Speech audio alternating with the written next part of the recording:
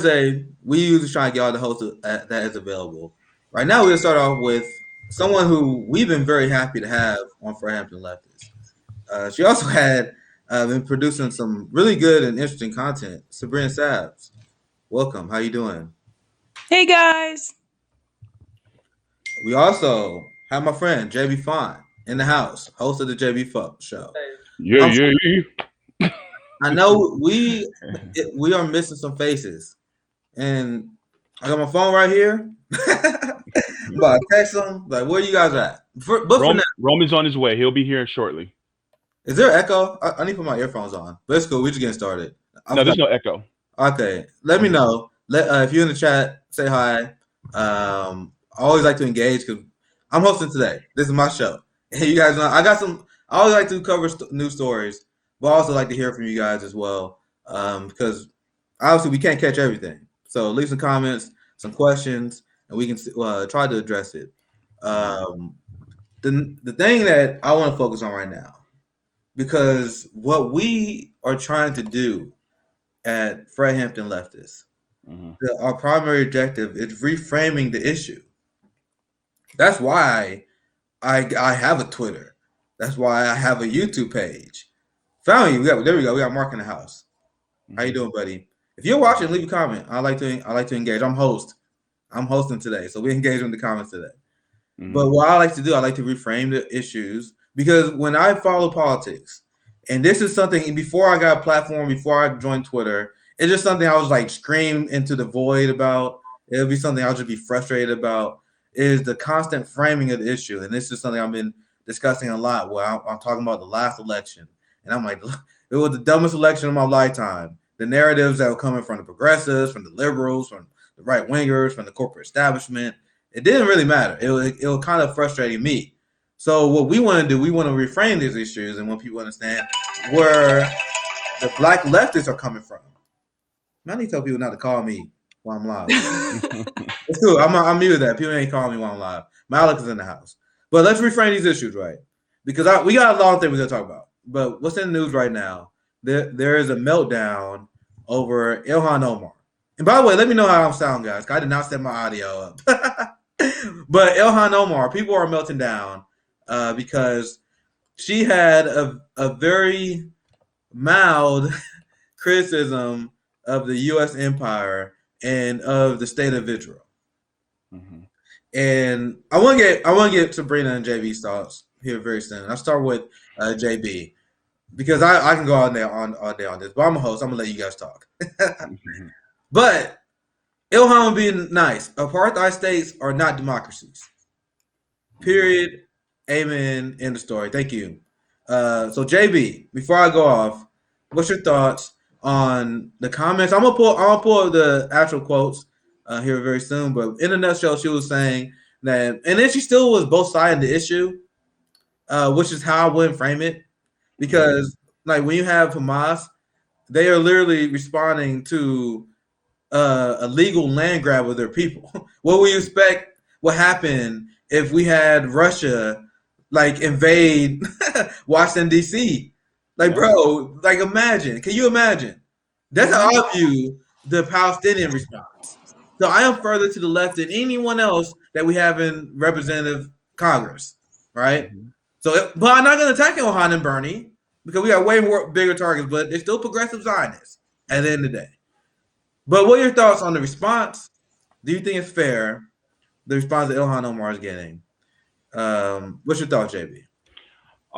No, I don't think it's fair to the response that she's getting. But look, it's the United States. They're super imperialist and they're very Zionistic. In fact, and anybody can come after me if they want. I think Ilhan Omar needs to double down on that comment. She needs to also leave the Democratic Party. In fact, I think that the venom that comes from the Democrats is a good thing because this will show Ilhan that they are actually her enemies and they're an enemy that uh, they've been enemies of her ever since she got elected. And she needs to realize that she does not need to be in that party because they're all about the corporatism and the Zionism, and that's what they're all about. So, truth be told, Ilhan Omar, she needs to double down and she needs to leave the Democratic Party because, she's now seeing, I hope she sees the light, because she sees that the Democrats and the Republicans are both the same thing. So, I hope she doesn't, I hope she doesn't walk it back because what she said was the truth and the fact she needs to say it more intensely. Mm. No, I agree with what JB said, and I also wonder too. Ilhan Omar she's an easy target. She's you know black, African. She is Muslim, and I have to ask myself, what if it wasn't Ilhan Omar who made that statement? What if it was, I don't know, Elizabeth Warren? Does she get the same type of scrutiny from the Democrats? So I always like to ask those questions because I've noticed since the moment that she's been elected, she's just received a lot of unfair treatment. And from Democrats, you expect it from the right. You don't expect it from your own party. And this is the point I've been making people trying to open. We got Roman House. Come, there he is. Mm-hmm. We'll get Roman here very soon. Like I said, we say Rome just come in when he wants. Rome does whatever the hell he wants. It's cool though. We love him for it. How you doing, Rome? Man, I don't know me, man. I'm being busy as hell. It's all good, bro. You hustling, man. You doing stuff for the community. Trying my best, man. That's all I can do.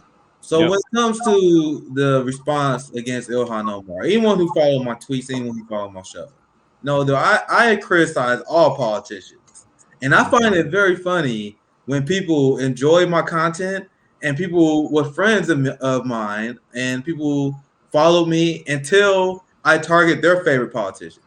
Until I started going after LC. They loved me when I was the black man tap dancer for the Bernie Sanders campaign. Mm-hmm. But as soon as I started criticizing their favorite politicians, they didn't like me. Yep. But my thing is, if you're gonna criticize Bernie Sanders, LC, and the squad, you better criticize them from the left. You better criticize them from the left, and that's where I'm intellectually honest. Yes. So when I see the people going after Ilhan Omar for speaking the truth, the very light truth, and you don't want to ask Rome how he feels about America. You don't want me to do that. Because Ilhan was just like, I think America need to reflect on the crimes against humanity they are responsible. Nah, they are the largest sponsor of terrorism in the world, period. And by the way, people asked, there was an international poll that was done, and people in different countries and different continents across the world said the United States is the biggest obstacle towards world peace. That's not me saying that. That's not Ilhan Omar saying that. That's everyone. They was asking about Iran. They was included. North Korea was included.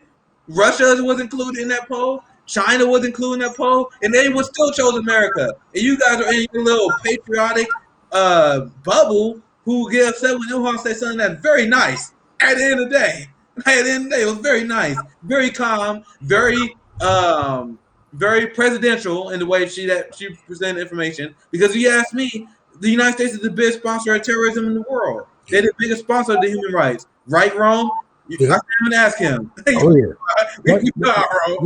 That reminded me, when I came in, I heard you saying that they don't like you because you don't sing their song anymore. But that was just like I had explained to that black conservative. And I'm going to put quotations around that because I feel like all these niggas are just capitalists with something to sell. But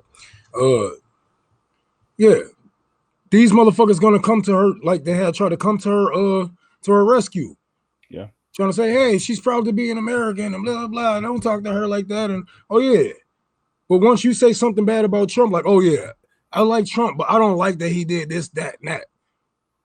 Watch how fast they switch on you. Just like how they switched on you, me, and every last person here on this fucking panel when we start moving to the left of them. And that's one thing. Once you start moving to the left of people, they're gonna start calling you tankies and revolutionaries and whatever the fuck. Especially if you black. But all that means is, hey, we're scared of black people actually thinking for themselves, actually moving for themselves. As long as you singing my song, I have no problem with it. I have no problem with you singing my song, but you singing the Black Panther song, you singing Fred Hampton song, you have to go. We have to shut you up. We have to cancel you. We have to find something in your background in order to shut this person up because we cannot let them grow. Even if they don't know that they are doing the government's dirty work, they are still doing it. They are still doing it, and we call it out. They say, "How am I doing the government's dirty work?" You don't want us to work. Lefties don't want us to work with conservatives. They don't want us to work with boogaloos. They say that you work with Proud Boys. I saw that. But even if they don't want us to work across the aisle, they don't want us to work across the aisle from the left or the right. So where are you going to be in the long run? Where are you going to end up at? Yeah, in an echo chamber. And this is the government's dirty work that they're doing. And you said they smear us as tankies, and for a damn fact, there's an echo. For a damn fact they will smear. Let me get my headphones. They will smear Fred Hampton as a tanky if he was alive today. Oh yeah, because you guys understand that Black Panthers was they stood in solidarity with these countries that a lot of these white leftists always attack. Like you got the white lefties that attack North Korea. Why the fuck are you attacking North Korea when our country is killing black people behind the badge? Mm-hmm. Like we are the Casero state. We've jailed 25% of the world's prison population. You talking about North Korea? Or China at that. China as a whole, like Americans got some hate boner towards China, but you said hate boner. The thing is, the average American know nothing about China. That's they true. Know nothing about America in their own history. Mm-hmm. But they speak on China like, oh, well, China is killing all these religious folks and they're doing this and that in Africa. Can you clean your backyard first? Can you clean your own backyard before you speak on your house? Hey, Rome, let me put this out, bring this out too. Fellow Fred Hampton leftist RJ actually had Danny Haifang on, and one of the comments he said is that Americans don't even know what Chinese people think about China. They don't even bother to ask. So how are you going to sit there and go, oh, well, this is what China does and this is what they do, and you don't even ask somebody who's actually from there, who actually is, and not some rich person from China. Ask somebody who's actually, working class or poor in China about what really goes on in China and how they feel. Right. I mean, because they're not going to bring out that Chinese millennials actually have a 90% home ownership rate compared to us millennials who basically have Dickie McGee's acts. So, like, what the fuck? That's facts, though. That's facts. Yeah, these motherfuckers don't know. They don't know history. They don't even know their own people's culture. Their own people culture. And I say this because some white people do have different cultures. Some of y'all are Vikings. Some of y'all are this and that. But you don't even know this. You don't even know your own history. But then you want to speak on the next country that we treat humans way worse than them. Their military budget ain't even touching ours. Nowhere close. Military bases all across the world marked USA on that bitch. Not China, not Russia. You know what I'm saying? Like somebody had tried to tell me, hey, communists control everything. You want to be a communist, but they control it. Communists control everything. Since when? The farthest I know is communists controlling everything is what's inside of their country, not having 800 military bases outside of your borders.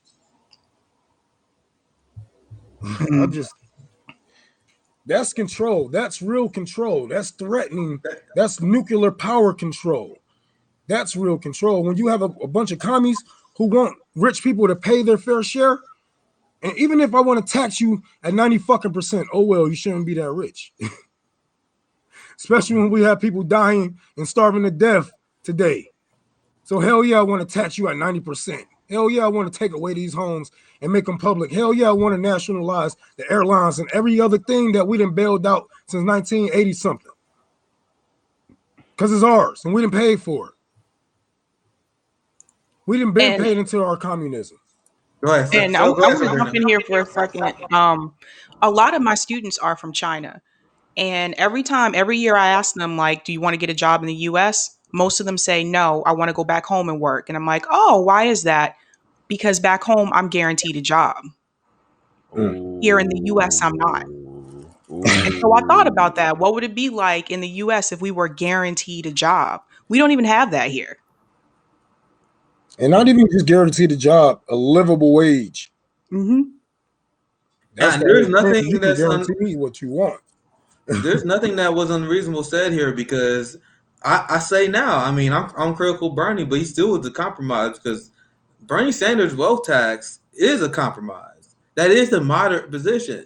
Yep. Did you guys realize that Bernie Sanders' wealth tax still leaves in place billionaires? Mm-hmm. Yeah. And that's supposed to be as far left as we can go. If I had to write a wealth tax, billionaires wouldn't exist. Mm-hmm. Well, they wouldn't exist because the arguments against that is fraudulent. Oh, if you tax wealthy people, they will leave America. Yeah. Just one Bro, second. California is one of the biggest markets in the planet. New Just York just is one of the biggest markets in the world, period. They are not going to abandon a giant market. Mhm. Yep. Just one second, Nick. I just want to thank Jonathan Schilberg. I hope I pronounced your name correctly. He gave us awards, and we want to thank him for that. Thank you for supporting this channel here. Yeah, absolutely. Make sure if you guys are enjoying this show, the best way to support us right now is for Hampton Leftist Patreon or support A1's individual show. Rome does a tour for the poor. So people ask me like, where I can donate? Like donate to Rome, donate to JB's GoFundMe. Like these are ways you can support us. Mm-hmm. So anyway, thank you. That's the most important. And that fucking Patreon, because we got more people coming in. I don't know if their cameras and microphones is anything like Nick's and JB's. Holy fucking shit. We're gonna need some money. I mean, I'm not. Yeah, he's telling the truth. So I want you, and this goes into the next topic I want to talk about. Because if you want to think I'm unreasonable for saying that we should get rid of billionaires, if you think Rome is unreasonable for saying that we should have a wealth tax of 90%, you realize they've been stealing wealth from us. They stole $1 trillion of wealth from the working class ever since the 70s. That was done in a recent study. You guys realize they got billions and billions of dollars richer in the pandemic when the working class has lost tons of money. You guys realize there's a ton of houses that's being bought by a bunch of Wall Street goons right now. And they're gonna sell the shit. They're gonna jack up housing prices, and then we're not even done. Like people think that we about to be everyone got vaccines. The economy gonna open up. Everything like they're saying this on CNN. They're saying this on MSNBC. Like I told you guys, I was watching that the other day, and now my brain is about to melt. I'm like, bro, people are actually watching this, and they're like, Joe Biden's doing a good job. The economy about to pick up.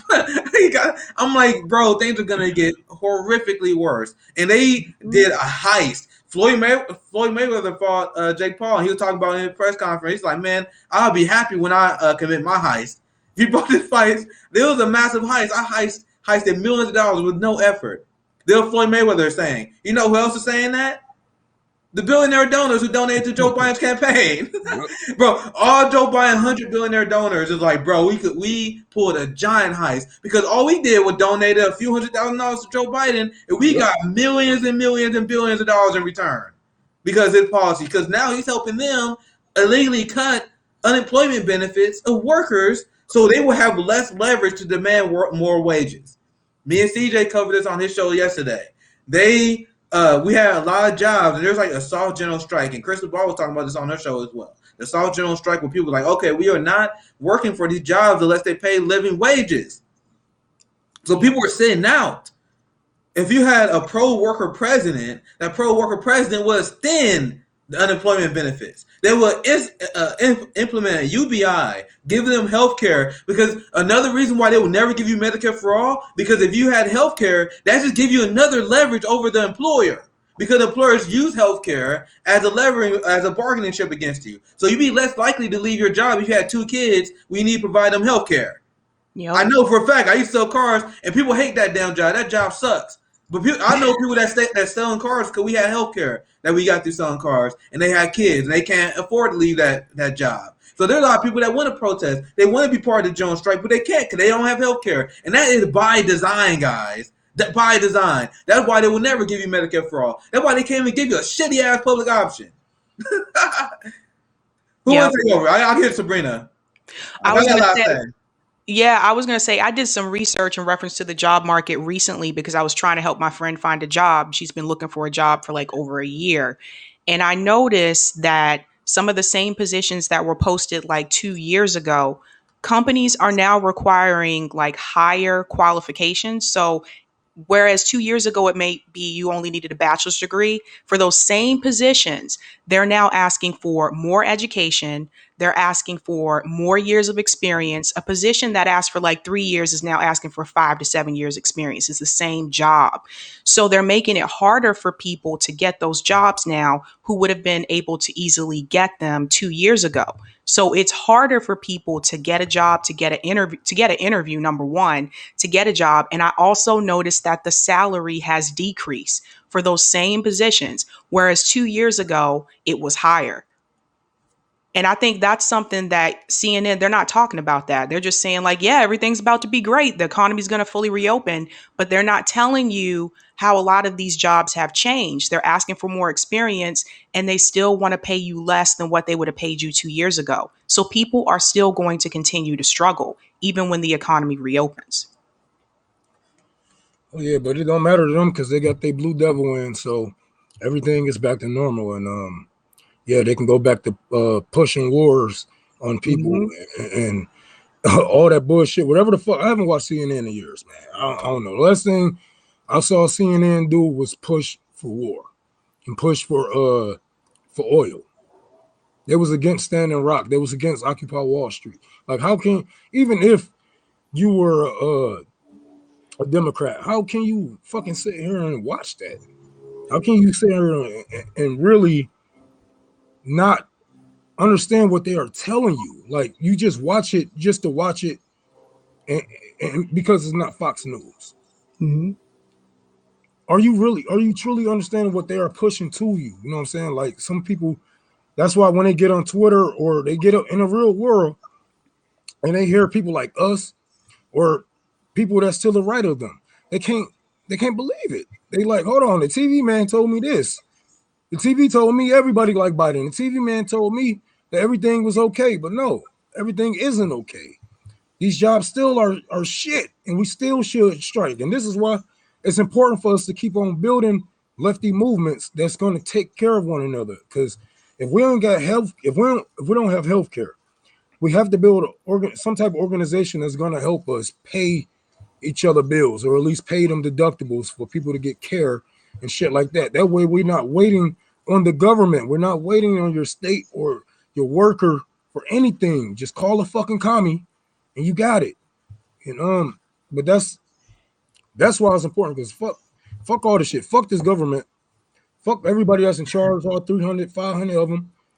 It's more than enough of us to take care of one another, man. And don't listen to these motherfuckers who try to keep you in these boxes of even if you are a nationalist, dude, you gotta outsource fucking shit. You gotta, what do you get from America? Soils. We get nothing. You don't get your diamonds, your gold, your clothes, nothing.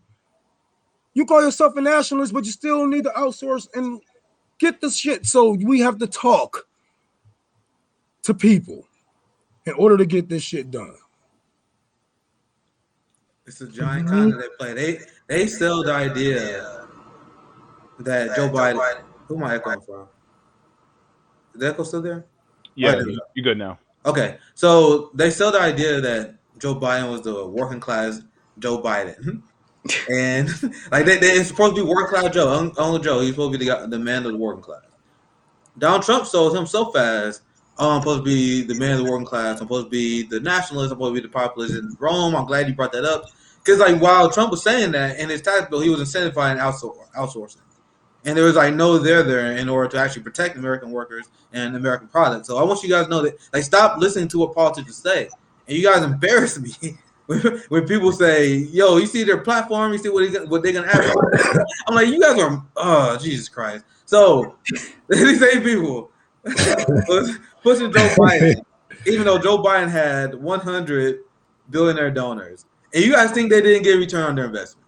You guys really think that they lifted Biden up and helped him win like they did because they were playing anti-Medicare for all. You guys remember that ads during the debates when they would have debates between Joe Biden and Bernie Sanders, and they were debating the concept of healthcare. And then you had Big Pharma advertising against Medicare for all in the middle of the debate. They was they will have a CNN broadcast where they'll say they are breaking down the race in a non-objective way, and then you have ads that is like attacking all the progressive ideas. And Bernie Sanders, like, what kind of democracy? This is a sham of a democracy. So they delivered the victory for Joe Biden.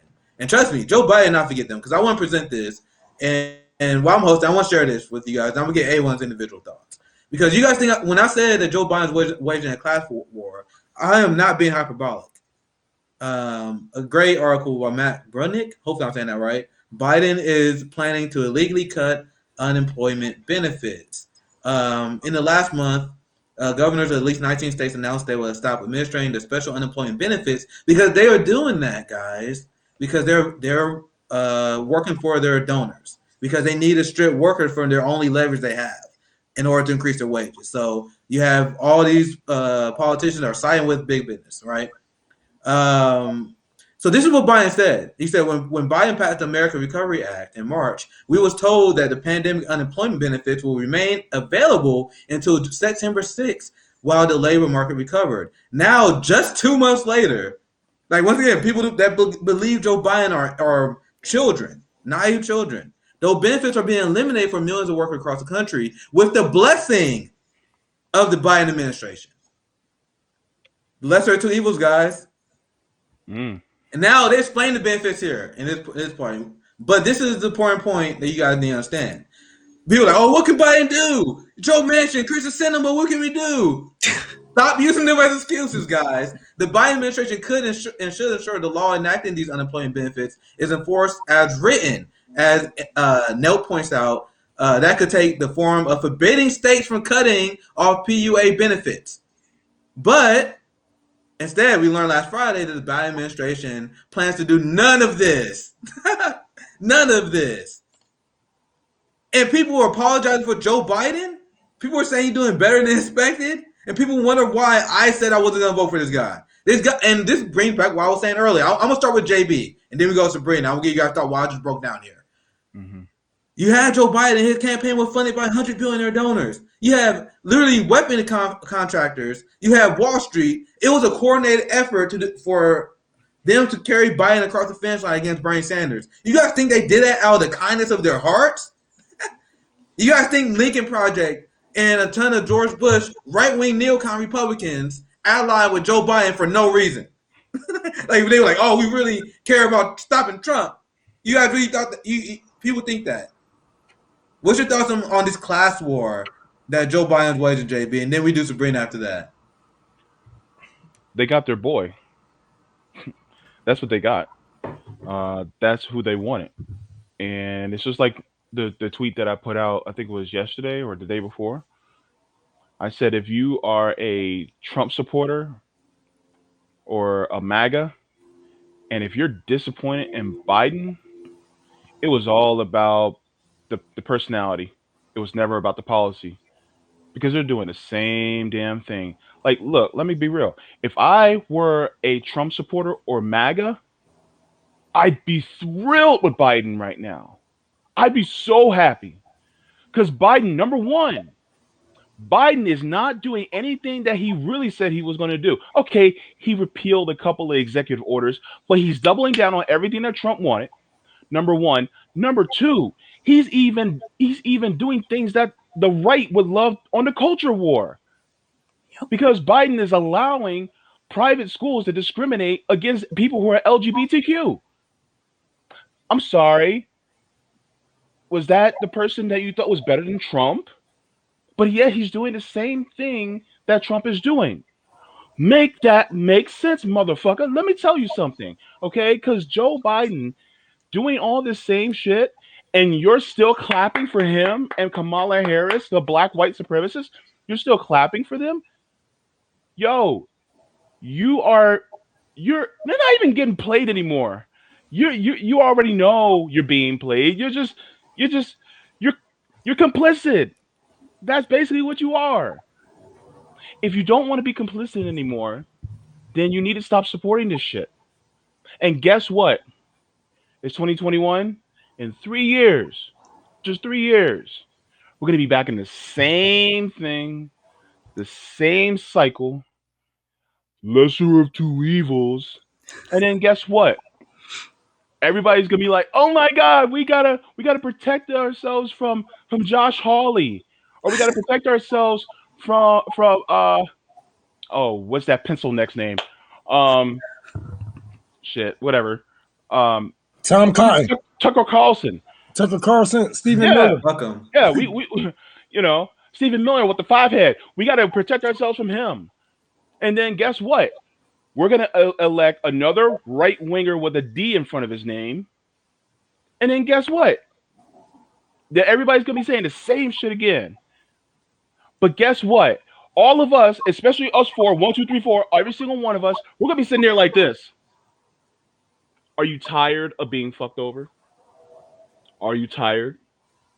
Get your ass out in the streets and let's do this.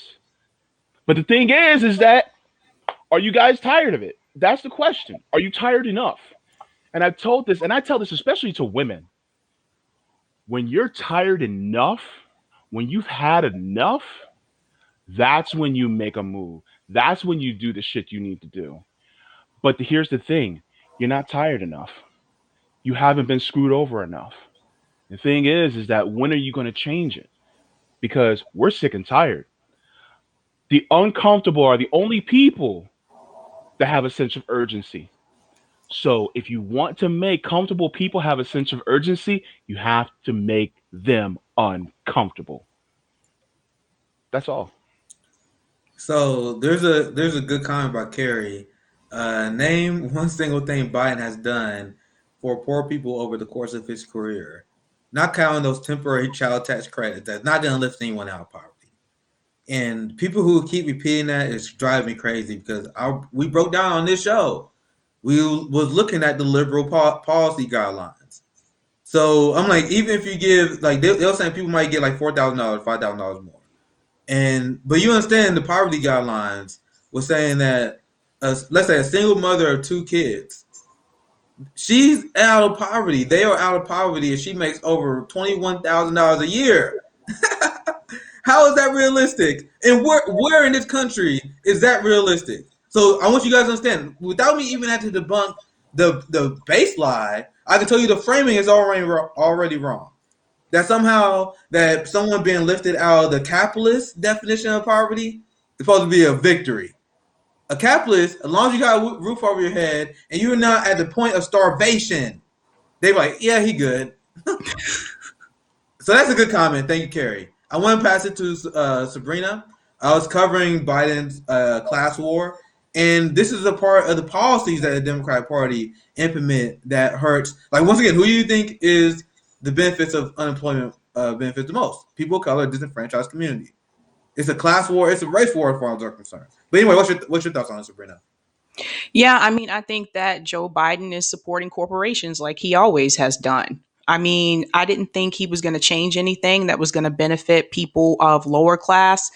And I didn't think Kamala was going to do anything either. So what's going to happen is once this takes place, you're going to see more people become evicted. You're going to see more people like out on the streets. So they're not really there to help the working class people, which is what he ran on. I'm working class Joe from Scranton, Pennsylvania. So that is problematic. And this is why I say, and Jink disagreed with this, but this is why I say that this is why someone like Trump could win again, because the Democrats are showing that they're not that much better either. Kamala Harris, when she was running for president during a town hall, she said that Trump was wrong for telling like migrants not to come here. She said that they should be able to come here and seek asylum. Now she's saying, don't come here. She's no different. And I want people to really pay attention to that. Joe Biden isn't doing anything that's really helping working class people. He's not doing anything that's really helping black people. He doesn't even want to do, like I said, the $15 minimum wage. He said he was going to cancel student loan debt for people that went to HBCUs. That's gone. He didn't even want to do the $10,000. That's gone. He couldn't even do the stimulus right. All those people that came out and voted in Georgia because he said he was going to give them the $2,000 checks. He couldn't even fulfill that. And this is why, come midterms, Republicans can take back the House, they can take back the Senate, and come the next presidential election, someone like Trump could win again. And then once again, you'll have liberals saying that all those people who voted for that person are racist, not without really looking at the real problem as to why we keep doing this back and forth. So at the end of the day, when you look at both parties, neither of them really care about the people. They care about corporations. And this is why I tell people we have to stop relying on politicians. That was well said, Sabrina. Once again, amazing breakdown, because you accurately point out how this is how they use the culture war to divide us, where they say anyone who supported Donald Trump, anyone who supported the Republican Party, anyone who do not support Democrats are racist. That can be easily disproven by a very simple fact. Very simple fact. You guys know that the people who vote for Barack Obama 2 times vote for Donald Trump. So are you gonna say that they turn racist? Is that your reason for that? I'm not saying these people are not racist, but if you're saying that the reason why they're not voting for your dog shit party is because they're racist, that is ridiculous. And this is another great comment, and I'm gonna get Rome. I'm gonna get his take on this class war that Biden is raging. But hope I'm saying this right. Nam De Guerrera, it said people don't understand. No one here took our jobs. And I think he's referring to immigrants here. No one took our jobs. The wealthy investor class took trickle-down profits, and they took our jobs overseas. They implemented a system that steals our wealth. This is a great comment, because I want people to understand this is what it's about. And I talk to right-wingers, I talk to conservatives, and I break down that very simple. Like, bro, why are you hating the Latino immigrant who's just trying to improve the quality of his family's life? Why are you hating on the black family in the hood who just want his family to have education? We just want the cops to stop shooting at us. Why are you mad at us? Like, bro, you should be mad at Wall Street. And yeah, you're next, bro. You're next. And I want to get your take on that. Well, I love reading my comments because we got a great community here. Because I love that comment, because that's exactly what I'm trying to tell conservatives. It's not the Latino, it's not the Muslim, it's not us. It's the wealthy ruling class that have been waging class war for decades. Rome, what's your thoughts? Kill me. No, I'm playing. No, I think, yeah, it's time for us to get up out of it. Like, why are we sitting here taking this shit? But what generation now? 4th generation? Sitting here taking the same shit. Hey, look, like I said yesterday, I don't know about y'all, man, but I ain't about to sit here and be talking about these motherfuckers. You know what I'm saying? Just because you all hate them. It's time to put in the work that they're not doing. If your government isn't working for you, yes, it's been a class war. We know this. The thing is, we know this. We know how to combat, but motherfuckers won't put their first foot first. That's all it's really gonna take, is to show that you're gonna push back. And they will back down. Listen to me. Let's say if we all get together, all of us poor people, no matter the color, no matter the neighborhood, we all came together and we all stood up against this government. Are you telling me that they are going to kill all of us? Like, let's say all 300, how many poor people is it on this bitch? Probably like 100 million of us. None of them. Like, they said that over 50% of workers make less than $30,000 a year. Capitalism has failed. Yeah. That's not a living wage. Yeah. Go ahead, Ron. That's to answer your question. Let's say if all of us came together, you think they are really going to stop us? You think? Look, we pay these taxes. We pay them, man. We pay the bribes, all this shit, our money. Without us living and working, they gets nothing. So hey, it's time to show your fucking hand. You have a good fucking hand. You playing poker, you got a good face, but you're not showing, you're not dropping. Why? Mm-hmm. You scared? You scared of what they might do? Come on, man. Like, we know there's been a class war. We can break down every example from here to fucking Africa to Australia, and it won't even matter. It won't even matter because it's the American iron fist is so fucking heavy. It's hurting everyone just about everywhere. And if we don't stop the American government ourselves, Colombia will never be free. Cuba will never be free. Do you understand me? These countries in Africa will never be free. New Mexico, South America. Do y'all understand me? So it's going to take us to stop the fucking suffering in other countries. All right. That's all I got to say. Really. So I don't really want to keep pushing back. I mean, talking about this nigga. Yes. We can talk about, hey, Biden's not doing this. He's not doing that. Trump didn't do this. Obama didn't do that. But what the fuck are you going to do about it? What the fuck you going to do about it? Yeah, like, honestly, you going to sit here and bitch about it for 4 years? Or you going to get up and do their fucking job and show them? Like, yes, it can be scary and you might die. But at least you ain't living till you're 80 years old with a fucking mansion. Now you got somebody you look down. Come on, man. Come on. No. I would rather die at 20-something years old standing up for everyone than live till I'm 80 and just live. And looking at all this suffering my people is going through, people that look like me, people that don't look like me. It doesn't even matter. We all human. And you all deserve to have a life. But if we don't fight for each other, it's never going to change, man. I mean actually fight. I don't mean protesting. All that shit. We didn't did. Everything has been repeated from the 70s. Can't y'all see that? Mm-hmm. They want you to do this. Even Barack Obama kept on saying, keep on striking and protesting because nothing's going to get done. Mm-hmm. You got to really, really show your motherfucking hand. Yeah. And when it's time to stand up, y'all going to know if you're going to be there or not. Like all you motherfuckers trying to ride the fence, talking about you social Dems and you this and that, you're going to know. You're going to see what side you're on. This is why I move farther to the left. Every time you say some dumb shit like that, I move farther to the left so I know not to be around your ass when shit go down. Because whose side you going to be on when a revolution comes? And I really mean that. Yeah.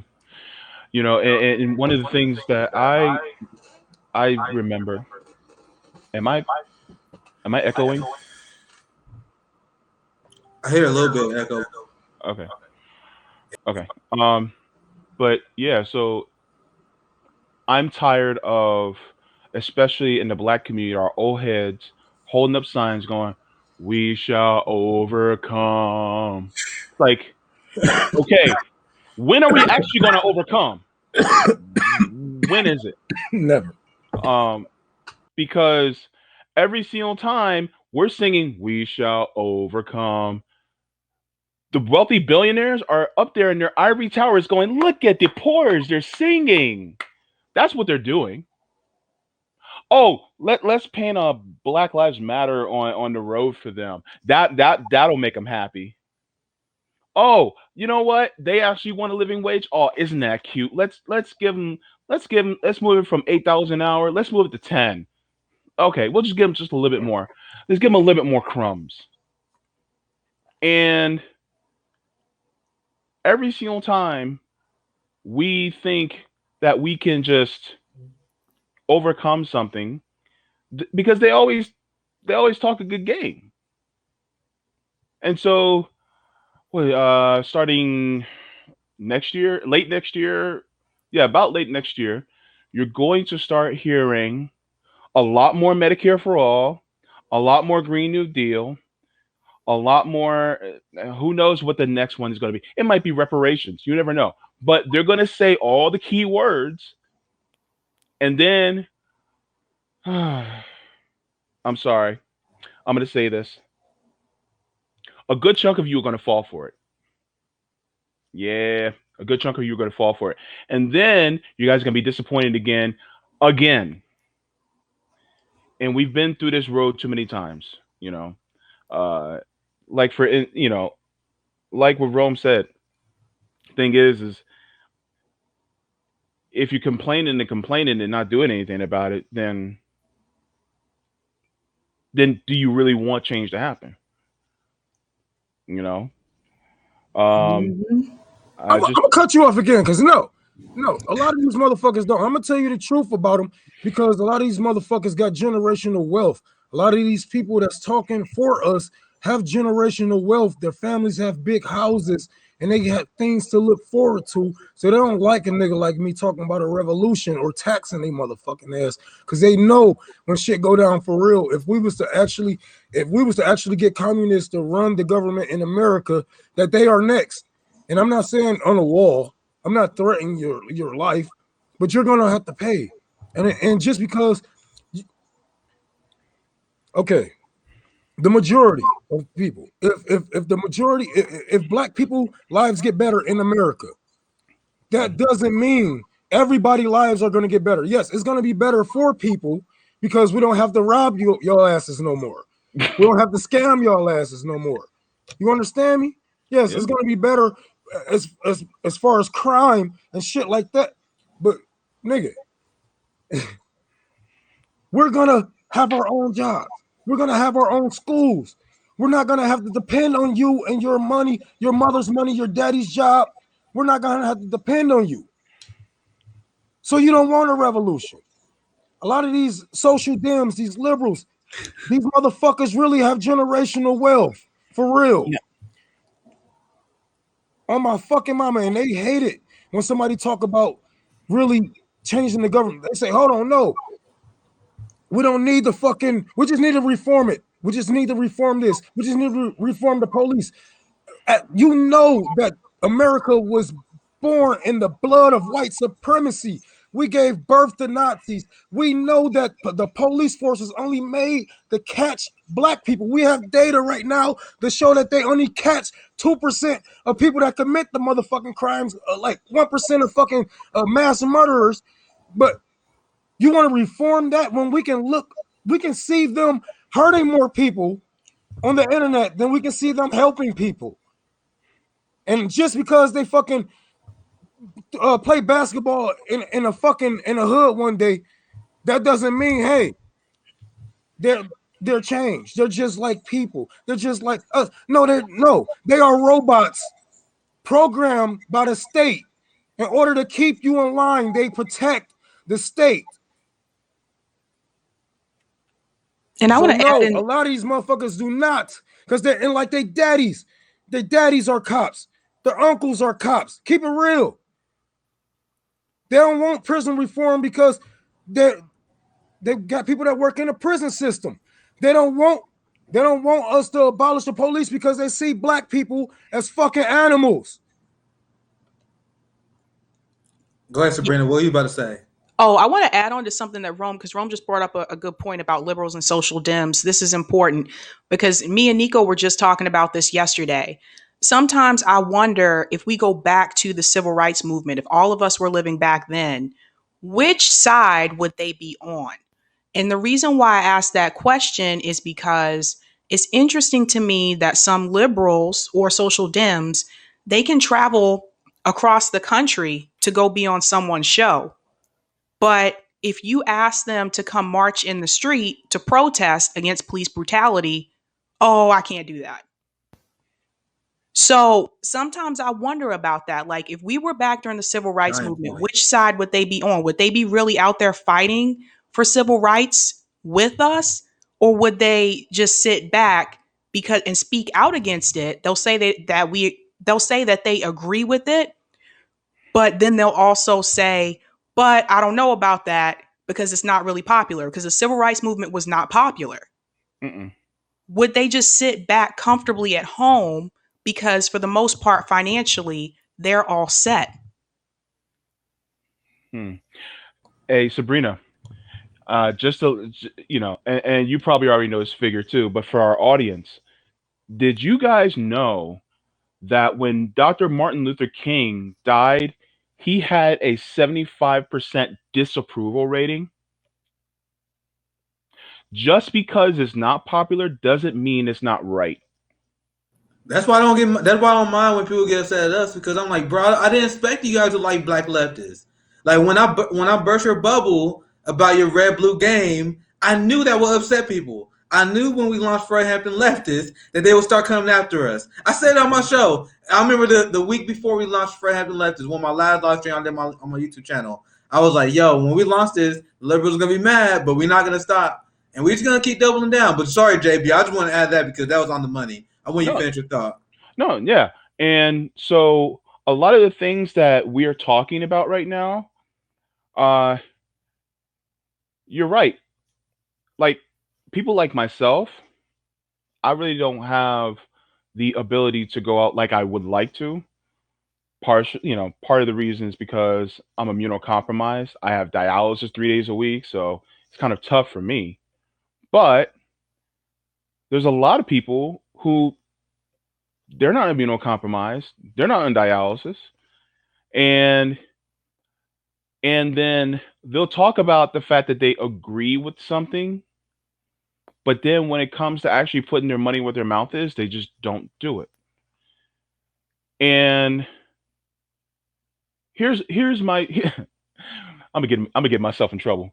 Here's my challenge to all you We leftists always out do. there that are not of the same hue as I am and that are, very famous. I'm talking 200,000 plus subscribers. That's who I'm talking to. Have one of us on. The people you see that are associated with Fred Hampton leftists, you can have Sabrina, you can have Rome, Nick, CJ, myself, RJ, you can have Megan, you can have Jackie, you can have any one of us on, any one of us, and ask us about what we think on your show and do it on the live too, right? And let us have a discussion and let us bring what we black leftists think to the forefront. Because the thing is that a lot of times when we talk about things like defund the police, well, it's just not popular. Who fucking cares if it's popular or not? Gay rights wasn't popular. Yeah, look at my gay ass, right? I got my rights, didn't I? Some of us who are married to somebody of the opposite race, that was considered unpopular. But now you got a whole bunch of light-skinned babies walking around here now, right? Women being able to allow to vote, that was unpopular. Yet Sabrina, she can pass her ballot now. Just because it's unpopular does not make it wrong. Because the thing is that society itself, the system itself is sick. And so therefore, sometimes what we think that is wrong according to the system is actually the right position. So I don't care if 80% of people disagree with defund the police. So what? It's the right position. And the thing is, we will defend that position to the death. And so y'all can, so come on. This is an invitation. Let us come on your show and we'll have a discussion. And the thing is, if we disagree, then we'll just disagree. But here we are, and let's see, let's hash out the logic and let's work out through the fallacies. Because if you're sitting here thinking, oh, well, this is unpopular, so we can't do it. Just because it's popular doesn't mean that we shouldn't do it. Yep. And people wonder There's why I someone. bring that. Oh, go ahead, Nick. No, sorry. I went finish that thought, and I'll take it off after that. People wonder why I bring that up a lot because that's scary. It's scary to me to have people on the left that have large platforms telling people not to push for an issue that would really help Black communities just because it's not popular. If you're only willing to fight for something when it's popular, then you're not really progressive. And I know Nick and I've talked about this before about that word. That's why a lot of us don't use that word anymore. Because some people who say they're progressive until you ask them to speak up about things that would really help Black people. Then all of a sudden they want to back off, or we can't do it because it's not popular, or we need to put that to the bottom of the list. Other things are more important. We're always pushed to the bottom. And to JB's point, instead of having like white people come on to talk about these issues, bring Black people on to talk about it. I never understood that. I'm like, why are you talking to Nico brought this up the other day. He said, why are they bringing on David Soretta to ask him about stop and frisk? When has David Soretta been stopped and frisked? Yeah. And don't Yeah, bring that's on a no that rich, was you guys gotta watch that. Don't bring on no rich Black people neither, motherfucker. Yeah, I hate that shit. You guys gotta watch that interview between Sabrina and Nico. It was good. Get an interview on her channel. Make sure you support all the Hampton leftists. And there's a lot going on. I was just listening to you guys. Like I said, I invite you guys on because I learned a lot from my comrades. I'm like just nodding along. There's a lot to unpack there. One thing that you guys brought up that I like, because you guys brought up the liberal that prefers the false quiet, the ones that are revolutionary leaders warned us about. And they don't like us, and I knew that was going to happen because I wanted to call those people out because they are some of the biggest barriers to change for the Black community, period. It's not Marjorie Taylor Greene. I'm not saying that she is not bad. Like, she got horrible opinions. She's anti-Semitic. She's probably racist. That doesn't surprise me. But so is white liberals in the Democratic Party. Like, why do people just brush aside the racism of white liberals? That drives me crazy. And they like Joe Biden. They still support Joe Biden because like, you still see these tweets from to this day where they're like, "Yeah, I love Joe Biden's America is great. I don't have to pay attention to politics no more. We can go right back to brunch, guys." And there was a big Biden influencer that was like, "Yeah, Joe Biden America is amazing," and they got like fucking 50,000 likes, and she was like, "Yeah, now we don't have to worry, stress no more." I'm like, bro, kids are still in cages. Black people are still being shot by the cops. Biden is funding multiple genocides. Like, what? And these people are going to sleep. Joe Biden, whether if you want to believe it or not, he has a sky-high approval rating. The same people who will be opposed to a president because they're immigration activists under a Republican president, you have Joe Biden that is literally funding ICE more money. Kamala Harris is telling Guatemalans to go home. They're telling Haitians to go home to a oppressive government that we are uplifting, and we are doing that. We are illegally denying people their legal right to asylum because we had to legitimize these evil neoliberal and fascist administrations that we are propping up in South America. Like, the CIA has overthrown leftists in Guatemala decades after decades. And I covered that on the show before, how that was uncovered in the 90s. Like, this is something they admitted in the 90s. And they did it again in the 80s. Ronald Reagan gave the CIA funding so they can overthrow the Guatemala leftist leaders. And they tortured leftists in Guatemala. They tortured people in that country. But you want to tell me that Kamala Harris and Joe Biden, the lesser of two evils, when they are still doing that to this day? To this day. He haven't learned. And then in an interview, he said, "Hey, I don't apologize for anything I ever done." People like, Joe Biden is remorseful. He changed. Mm-hmm. Meanwhile, he has not apologized for anything I ever done. Still said the crime bill was a good idea. So my point is, and then I pass back to you guys so I get to the next subject, they love Joe Biden because they gave him that false peace. Because just like Rome said earlier, like so I'm unpacking everything you guys said because you guys took us to church. Because like Rome said, they want us to stay silent. Joe Biden is doing the job they want. That's why they love him. He is a feature, not a bug, to the white liberal establishment. The fact that Joe Biden can put people to sleep, the fact that people are not willing to go on general strike. How many times has hashtag general strike trended under Joe Biden? It trended multiple times under Donald Trump. You had people in the streets. You had the George Floyd protest where people were showing class consciousness for the first time I see in my life. Like I remember in Kansas City, we will talk about how we want to get rid of billionaires at the protest and how we are not getting paid a living wage. Like these are things we were talking about as a group. And then there was Twitter videos, I covered this on my show as well, where there was a lot of class consciousness during the George Floyd protest. Where is that now? Where is it now? I just covered how Joe Biden is slashing unemployment benefits illegally. Where are the people in the streets in response to that? So once again, what Biden is doing is not a bug to the liberal establishment. It's a feature. Yeah. Do anyone want to add to that? I'll put it'll be an open floor for now. Let me find some comments.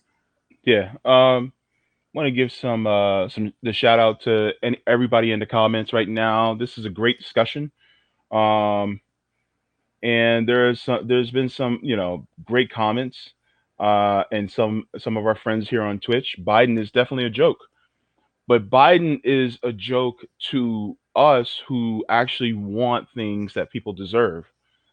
Really, Biden is a savior to the oppressor class.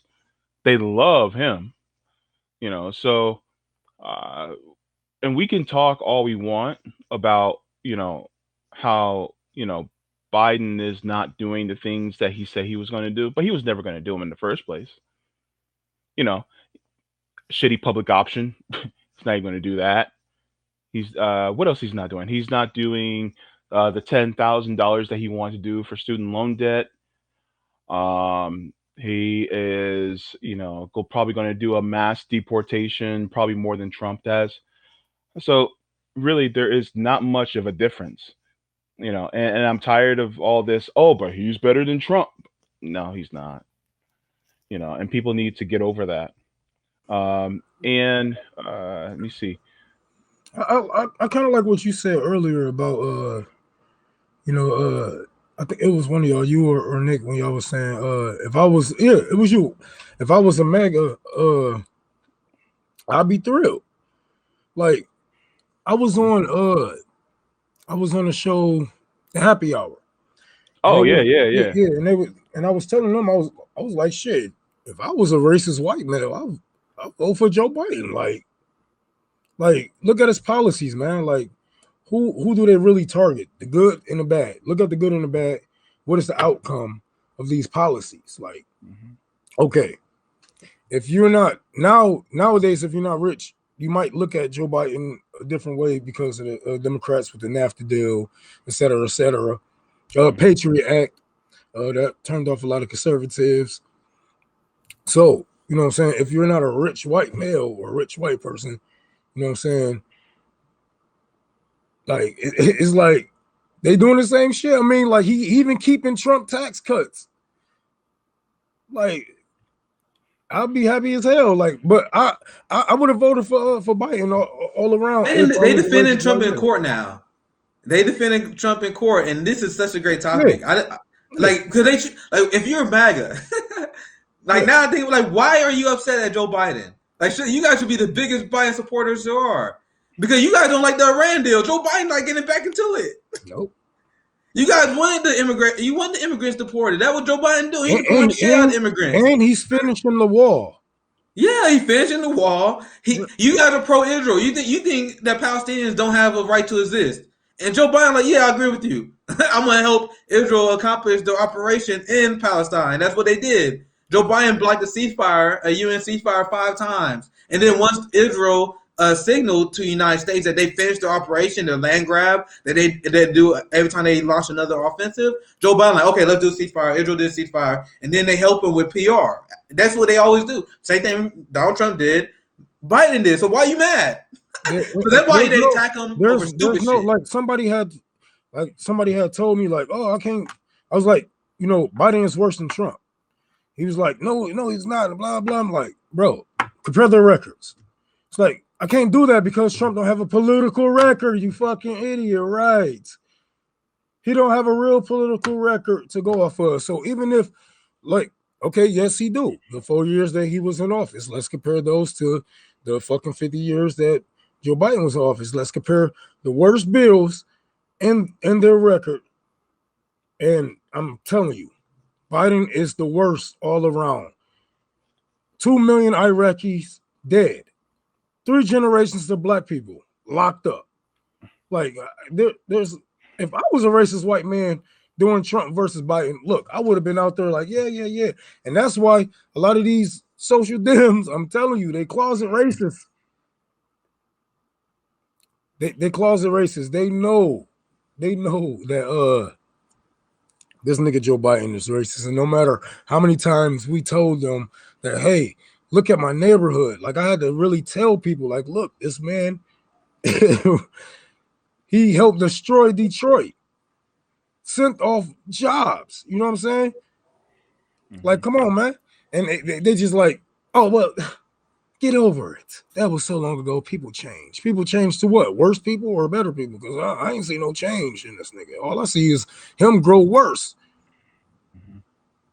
So I don't know, but they think if you know what I'm saying, if they was to get like they give certain black people this spotlight, like Nick was saying earlier. As long as you tap dance and singing that song, it doesn't matter if you are conservative or you are left leaning or left. White people are gonna uplift you if you are singing their song. They're gonna defend you if you are singing their song. But it's a difference in between the fighter white people and, you know what I'm saying, the on the fence white people. Because once you start moving to the left, some white people be like, oh, no, that's too left. But a lot of fighter white people's, you know what I'm saying, they be like, all right, we can do this. Like, I understand where you're coming from. They actually listening to black leftists. You know what I'm saying? But they want, it's a lot of closet racists out there that want those are the same people. I know you talking. Those sing that song. I know you're talking about. Those are the same people that will smear Fred Hampton for being tanky, and those are the same people who, like Sabrina brought up all the time on her show, that will say, "Oh, yeah, reparations sounds like a good idea, but it's not popular. So I think we should focus on helping Democrats win instead of advocating for the black community. We don't want to turn out the suburban whites, guys." Why do I have to appeal to suburban whites to get police out of black neighborhoods? All I have to do is go in black neighborhoods, which you don't. And I know because I canvass for these parties. They don't go in black neighborhoods. They just feel like they have their vote on lock. They send us out to white neighborhoods. But all you have to do is go talk to black people. How you feel about the police for real? Mm-hmm. Show them the budget compared to the schooling budget. And then ask them, how do they feel about the police getting that much money? Show them the crime rate and show them how many people that commit crimes that the police actually catch. And we live in the hood. We know all of us should be locked up. All of us should be locked up right now. Well, another thing too is that when they do decide to fix the neighborhoods, my family's from Baltimore, so I've seen this happen there. I've seen it happen in DC, and it's happening in Boston right now. When they do decide to fix and improve the neighborhoods, they increase the rent so high that Black people who live there and have lived there all their lives are pushed further out. So they don't get to reap the benefits of the new, gentrified neighborhood. Yeah. And I can go on all day about gentrification, but again, the system is still designed to keep Black people at the bottom. And I wish more people could see that. I mean, what has Joe Biden done to try to reverse the effects of the crime bill? Has he tried to pardon all those people who are in jail because of his crime bill for marijuana that have been in there for years? No. Well, so I'm glad he brought that up as well, because, and I wanted to mention the reparation things, because the main issue that a lot of the white leftists don't understand, that it makes black leftists look at you side eye. That you care about other issues, you put other people communities ahead of ours. And I stand solidarity with all the communities. I have very strict litmus tests. That's why I always go after politicians. That's why I have a show and I spend time speaking on as many issues as I can. I stand for the Palestinian people. I stand for immigrants, indigenous people. I try to fight for trans. I mean, as many different topics as possible. But when I look at what a lot of white progressives and liberals and the Democrat Party and what they focus on, and this is what I talked to CJ about. If you ask a standard Democratic Party voter, if you ask someone who is like a TYT viewer, right? Mm-hmm. If you ask them, will you vote for a candidate that is openly homophobic? Will you vote for a candidate that is against gay marriage? And my answer to that is no. And their answer to that question is no. And that's good.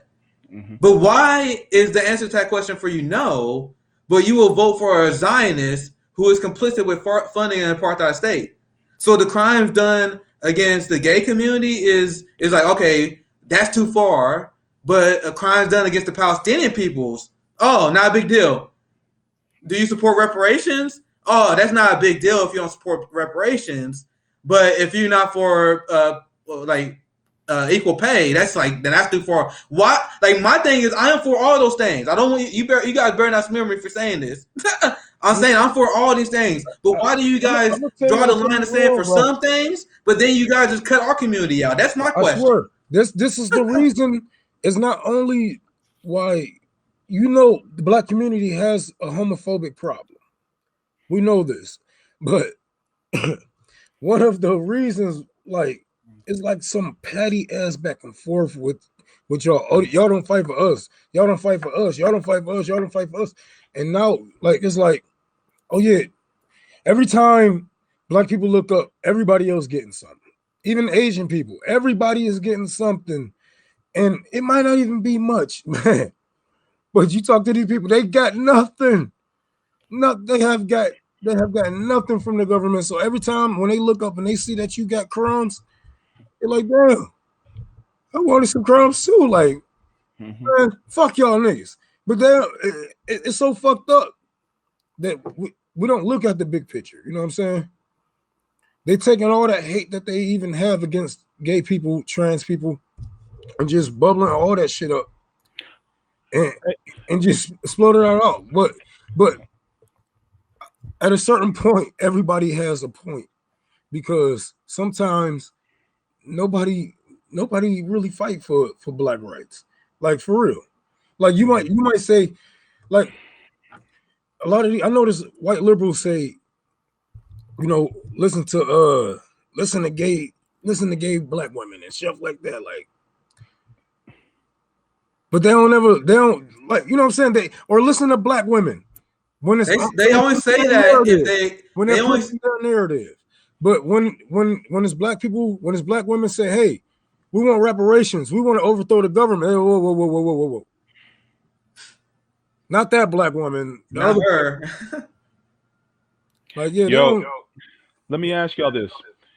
You guys ever have, especially in school, the whole crabs in the bucket analogy? Especially in black schools, this was told all the time. Oh, you guys can't be crabs in a bucket, always pulling each other down. Black people can sometimes be crabs in a bucket, pulling each other down and trying to get out. I'm going to lay something out for everybody, especially my black people. That bucket is capitalism. That is what making us all crabs in one bucket, and then we have to pull each other down just to do it. Instead, why don't we just bust the bucket out? The crabs in the barrel out. Just bust it open.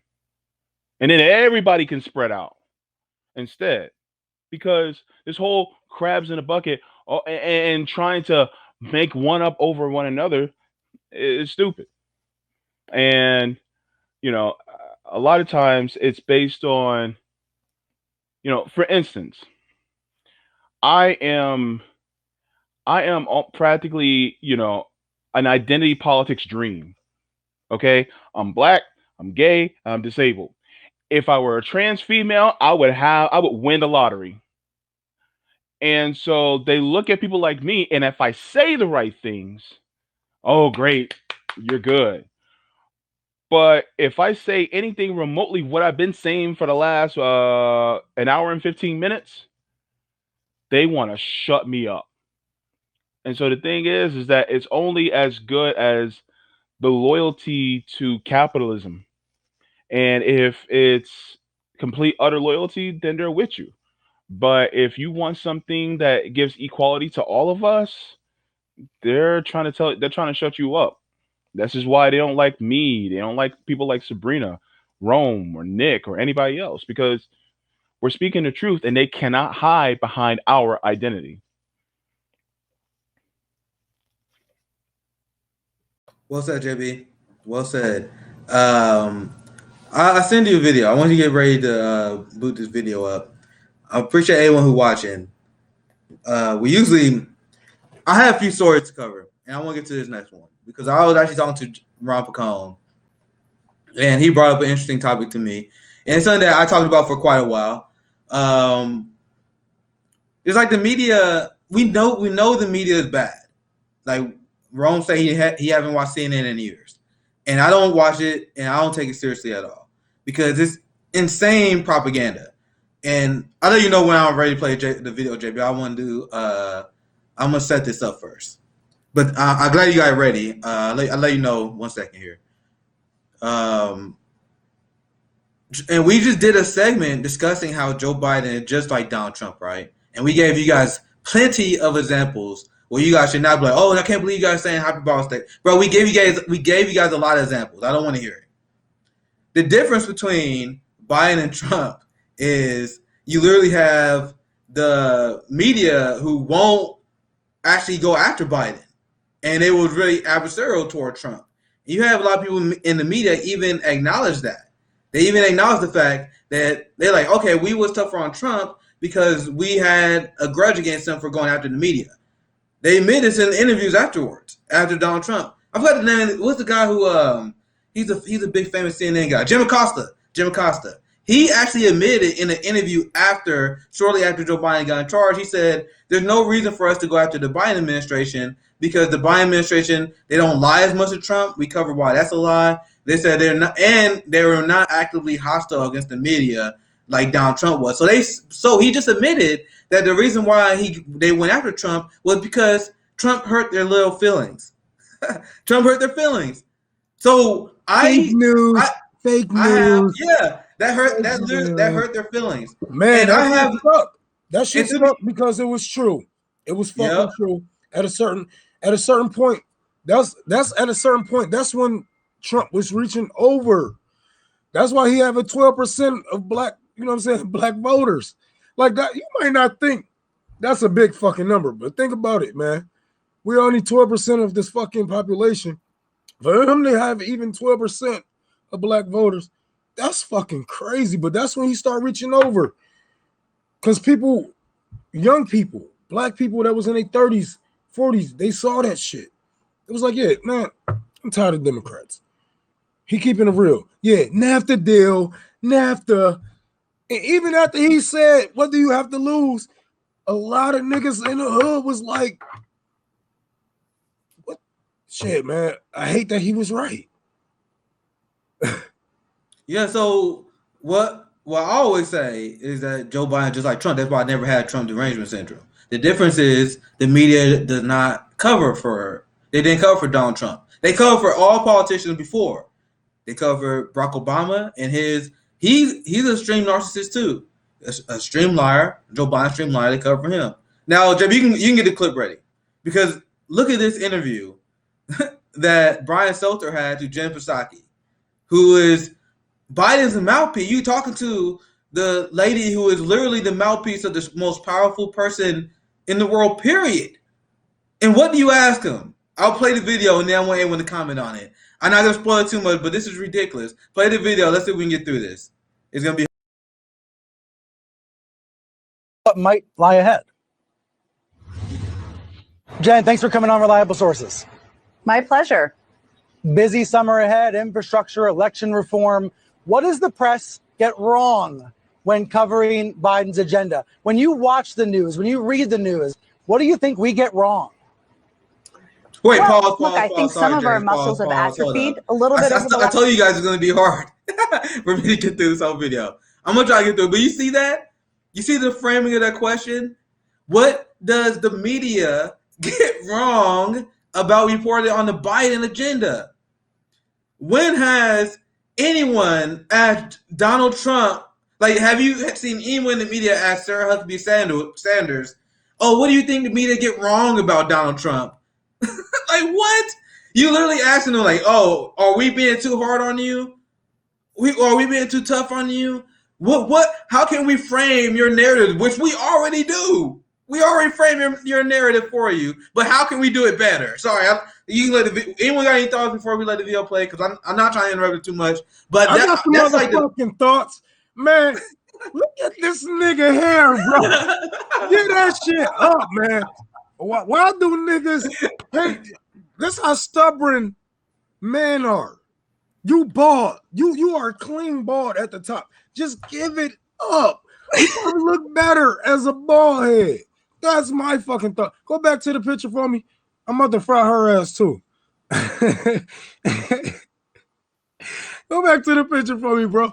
Look at her. Man, bro. First of all, your ends is all split. You need a new hairdresser. They try to hide your forehead, but they ain't do that right. Your top, But yeah, this nigga, yeah, he'll look better bald. She ugly.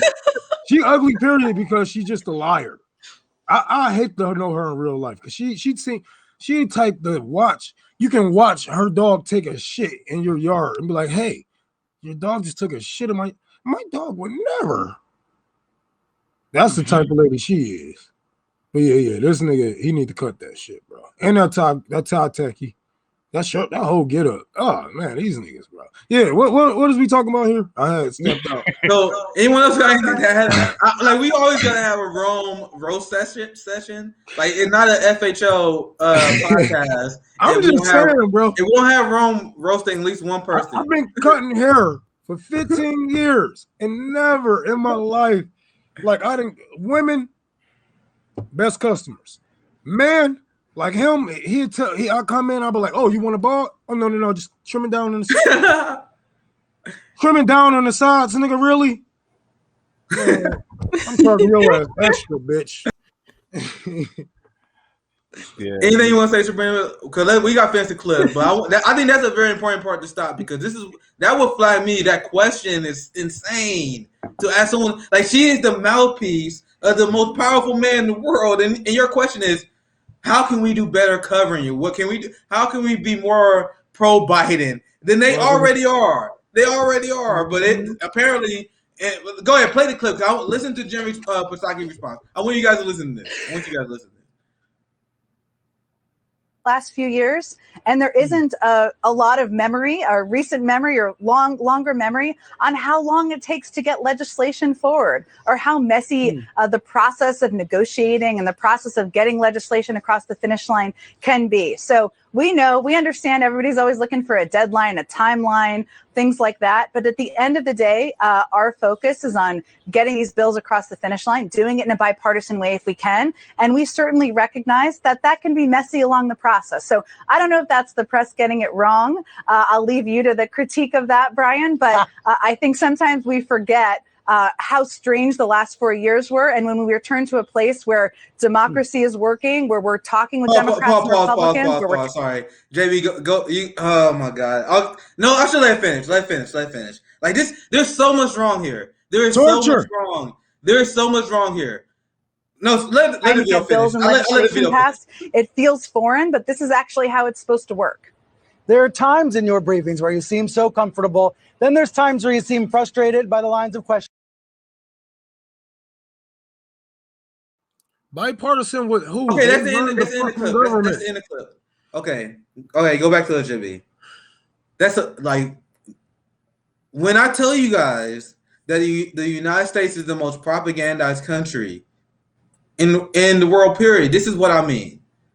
You have someone who is on primetime television, someone who get paid millions and millions of dollars, interviewing the mouthpiece of the most powerful man, and they're asking, "What can we do better for you?" And then her response to him is, "Oh, we have a lot of excuses why we can't get our agenda done, even though we rule all the government."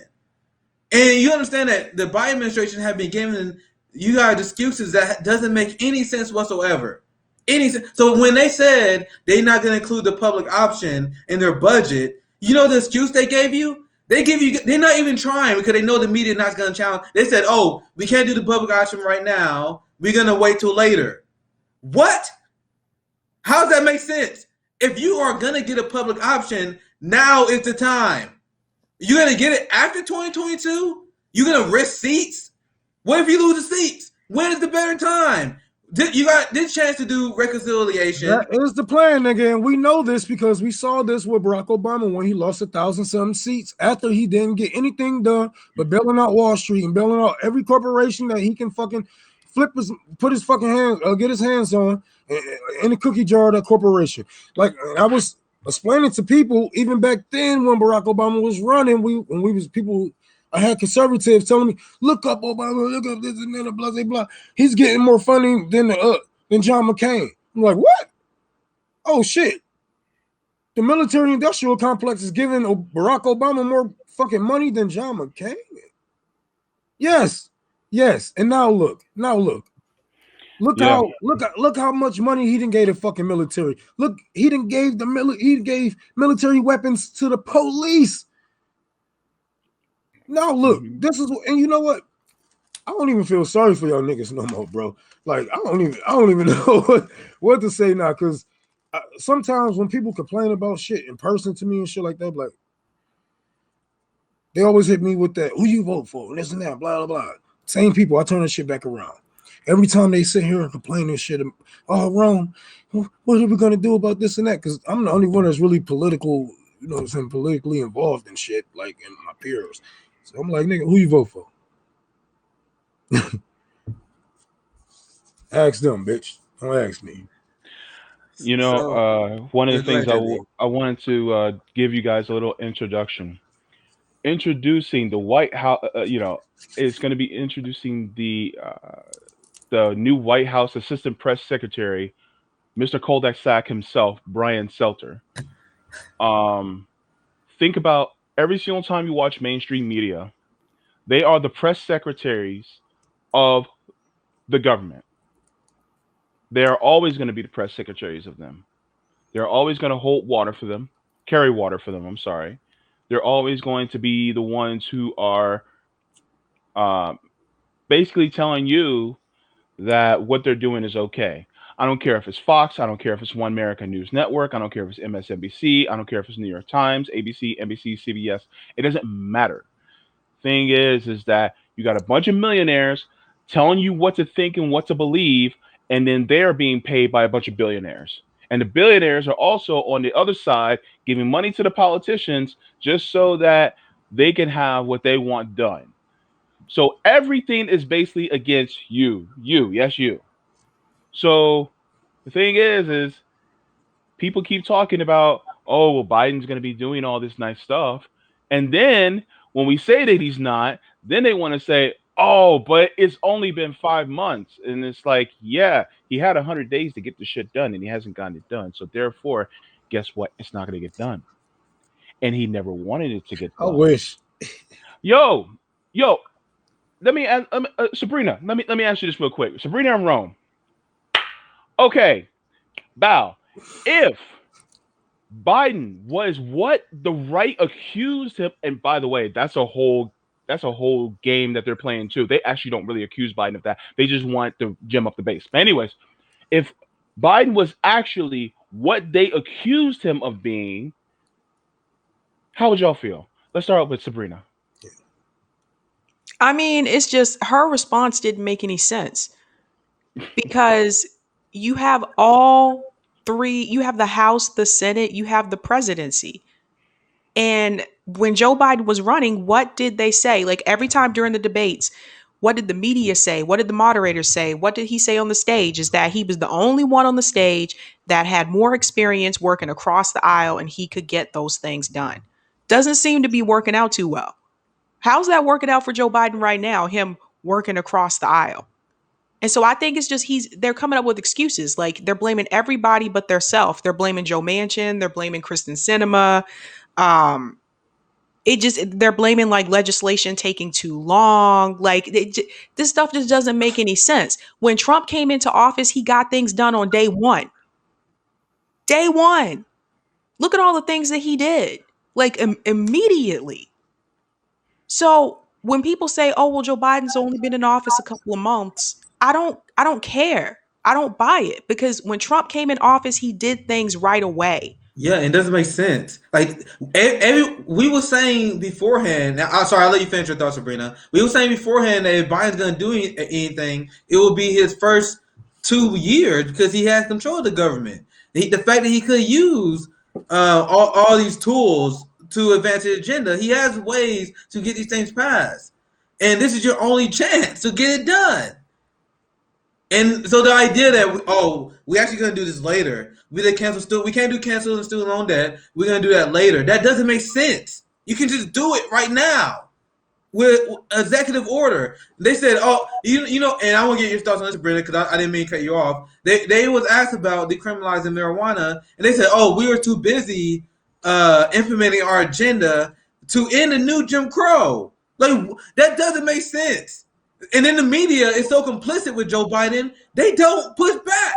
I got something I'm going to share after y'all get your thoughts on this, but they will just say stuff like, we can't decriminalize marijuana because we're too busy. Where's the pushback? There's no pushback. We have state TV. CNN and MSNBC is state TV. I'll allow you finish your thoughts, Sabrina. What's your thoughts on that? Yeah, well, the thing is, they don't want it. They don't want these things to pass. That's what I want people to realize. They don't want these things to pass. They're going to delay them so that when 2022 comes around and the Republicans take back the House and the Senate, then they'll be able to use the excuse, let's bring it up again now and bring it to a floor vote. Then they'll be able to use the excuse of, we couldn't get it done because we didn't have the House or the Senate. That's their plan, in my opinion. They don't have any intention on these things actually passing, and that's why they continue to delay them. Did you guys know with the marijuana, this is important. Did you guys know that one of the activists that works with transparency in the Massachusetts State House, she told me about this. Oftentimes when they say that a bill is sent to a study, there's no actual study happening. That is a place where bills go to die. Mm-hmm. And so when Joe Biden was saying, when he was running and he said that, in reference to marijuana, decriminalizing marijuana, we need to study that. We need to research that. That means it's not going to happen. That's a no. That's just another way of saying it to disguise it, to make it seem like he's actually going to look into it, but he's not. Right, because I'm doing a study on marijuana right now, and I mean, this strain, all right. I have something. Bad about it. I have something I want to share with you guys because it ties into what the discussion is now. I'm talking about the horrific media complicity with Joe Biden, and they are helping Joe Biden. I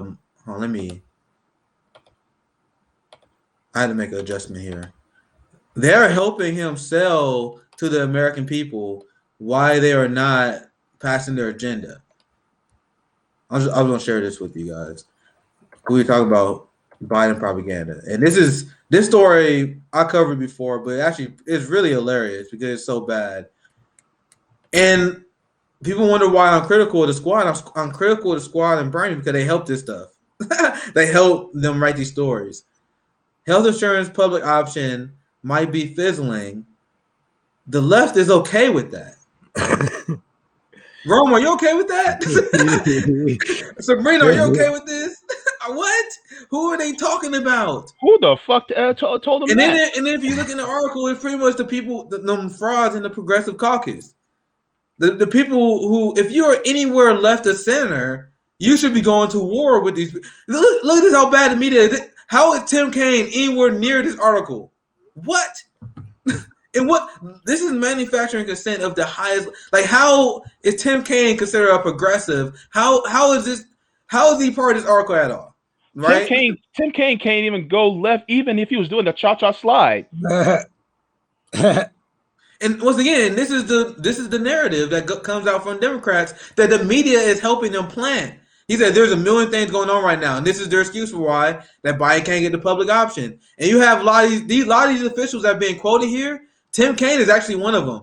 Like the officials that are being quoted in the story, they support a public option. And then they were giving an excuse to the media, like, yeah, we support a public option, but we are not upset at Joe Biden for not pursuing a public option because he is doing so much already for the country. You know, he signed the American Recovery. No, I am dead serious. This is what they are telling the media, and this is what the media is running with. So and then you have white progressives that are like, yo, you know, Joe Biden's actually better than I thought he was. I can't believe that Joe Biden's actually like Noam Chomsky. Noam Chomsky said that Biden is doing better than Noam Chomsky is like, yo, Biden's actually governing further to the left than I thought he was. Like, what? You guys are getting tricked, and the political discourse is so dumb right now. And that's why we have our show. And that's why people are realizing there have been people that told me, like, yo, I thought you was being too hyperbolic when you said Joe Biden was like Trump, and I unfollowed you. But now I'm like, oh, I actually subscribe to Hampton Leftist now because I seen you was right. I don't brag about it on timeline, but if you watch my show, I brag about it. But the reason why we grow is because people will smear me at first, but I was right. Like we are proven right. I don't want to be right. Like I wish the squad and Bernie fought. Like I wish Joe Biden could be dragged to the left. I wish that he actually had a black agenda. Like these are the things I wanted to happen. But I'm not gonna lie to you. And then when people was asking me why I wasn't gonna vote for Joe Biden, I'm not gonna tell them. I'm not gonna tell you the same bullshit you heard from the majority report, that you heard from TYT, that you heard from what a lot of popular people was like. Okay, Joe Biden left two evils. Oh, we can push it to the left. That's not gonna happen. You're an idiot if you thought that Tony Blinken was gonna move to the left on the issue of Israel-Palestine. They said from the very beginning that they was gonna join the UN Human Rights Council to protect Israel. Mm-hmm. Did they cover that on their show? No, I did. I covered it. People didn't watch. Now people was like, okay, I get where you're coming from now. Hey, Nick, let me ask you this. Let me ask you this.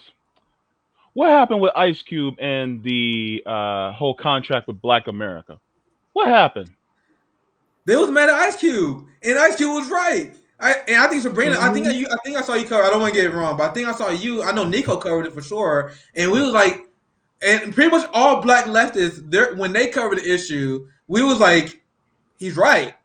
Like, why would we vote for Joe Biden without asking for anything? Meanwhile, if you look at the liberal response, the white American response to that, it was like, Ice Cube is hidden MAGA. I saw it. You even have Black liberals that was like, Ice Cube is hidden MAGA. Ice Cube is just a rich, out-of-touch Black man. I would say, yo, I don't like celebrities, but he said we should ask for something for our community. That's right. Yeah. And they were trying to use that classified. They were trying to attack him for his class, for advocating for our community. You see what they do? That's the only reason why I was pushing for it, because that was the same shit that I was basically telling motherfuckers, like, don't vote for these people until you get something. Like, hold your vote accountable, get something, and then vote for them. Like, they will have you to believe that they can't get anything done until this one person get in power. But that's bullshit, because he knows somebody that knows somebody. And if they want something done, it can't be done. All you got to do is push. And all you got to do is make sure that your community is thinking as one, so you guys can have some type of union-based organization, have a couple of people speaking for, you know what I'm saying, you're going to take this vote on it, if you're going to vote or not, you know what I'm saying, if this is good or not, to what has been done for your community. Mm-hmm. So, yeah, he was right about everything, but Democrats, they took it as, hey, they took it and said, oh, well, he's getting this from the Republicans, he's getting that, and blah, blah, blah. Like, oh, well, they actually giving a Black man something? Well, it seemed like, shit, maybe I should vote Republican then, because he's actually getting something out of his deal then. Motherfuckers, listen to what you're saying. What did you get out of your vote? What did you get out of anything? I see these same people complaining now. I don't want to cut you off, Ron, but the same people that I saw attacking the Ice Cube, they complain now. Like, yo, they were like, why Biden not doing anything for us? Like, bro, we was warning you. Like, there was a section of Black leftists that's, I don't know where Cube stand politically, but he was one of the people that were advocating for a Black agenda before the vote. I think, do you want to add anything to this, Sabrina, before I get back to the main topic? Yeah, I was going to say something about Chomsky. One thing I do want to remind people, although I do like some of the things that Chomsky has said in the past, new Chomsky, I'm not a fan of. Okay. So, but one thing I want to remind people is that Chomsky, even though he spoke out against like capitalism, at the end of the day, he is still a part of the academic elite. And I work with people like that. I work with faculty and I know how they are. And so he's going to compliment Joe Biden because he's a part of the same class. And so that goes back to what Nick was saying earlier about the wealth in this country and the class system. At the end of the day, usually people who have money back other people who have money. Yeah, that's a legitimate criticism by Vancouver.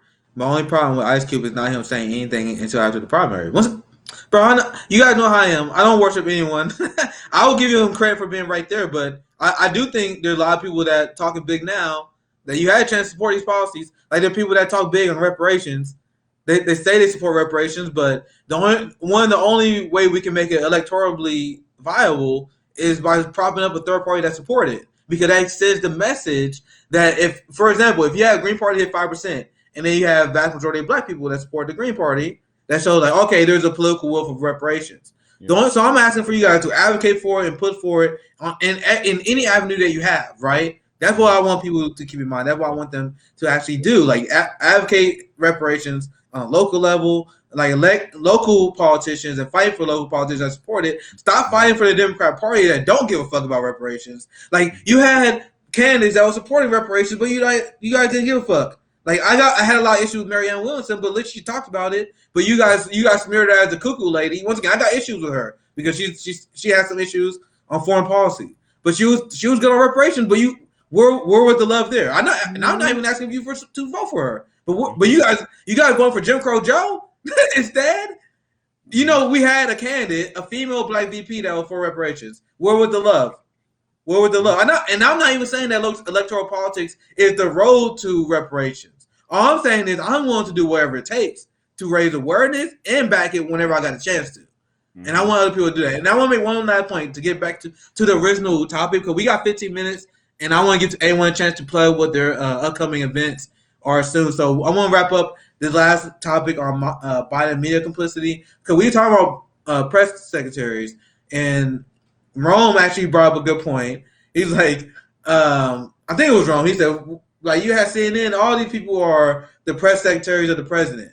Maybe JB said that, but that's true. Like, you had the media that covered for them, and this is why I said I'm glad this tweet went viral when I sent it, because I said why is press secretaries even a thing? Mm-hmm. Like, press secretaries should not be a thing. Like, if you're a public official, especially if you're as powerful as the president, you should face the press. Why are you sending a representative? Like, something to me, like, even the aesthetic of that rubs me wrong. Because thinking about the aesthetic of that, it's always a younger woman who takes the media blows lying on behalf of a powerful, rich white man. Mm-hmm. You guys know that you guys don't see me really snipe at Jen Psaki. I don't snipe at Sarah Huckabee Sanders. I don't even know what the other woman was, the last Trump press secretaries, because they are lying on behalf of their oligarch. So what they're doing, the strategy is they want you to deflect. Like, it can be fun to roast them maybe once in a while, but you realize that Sarah Huckabee Sanders, she's lying to the media. Jen Psaki, she is lying to the media. She is doing that on behalf of a rich, powerful white man in the U.S. empire. So instead of focusing on them so much, and once again, I think a lot of people would disagree with me on this, but instead of focusing so much on Jen Psaki, instead of focusing so much on Sarah Huckabee Sanders, how about we focus on the person that sent them to lie on behalf of the U.S. empire in the first place? So my position is their job shouldn't exist. So instead of deflecting the criticism that the United States president should be getting, you'd be like, everyone would be like, oh, look at Sarah Huckabee Sanders, she's a dumbass. Oh, look at Jen Psaki, she's a liar. No, her boss is a dumbass, and her boss is a liar. Not covering for them, but what are your guys' thoughts on that? Because that's the point I think is very important. Who would you like to go first? JB, you go first. You talked. Okay. All right. We about to wrap up here soon anyway, because we got about 15 minutes anyway. I definitely just want to make that last point. Yeah, I mean, that's a good point. They shouldn't, really have press secretaries. They should be able to face the fire themselves.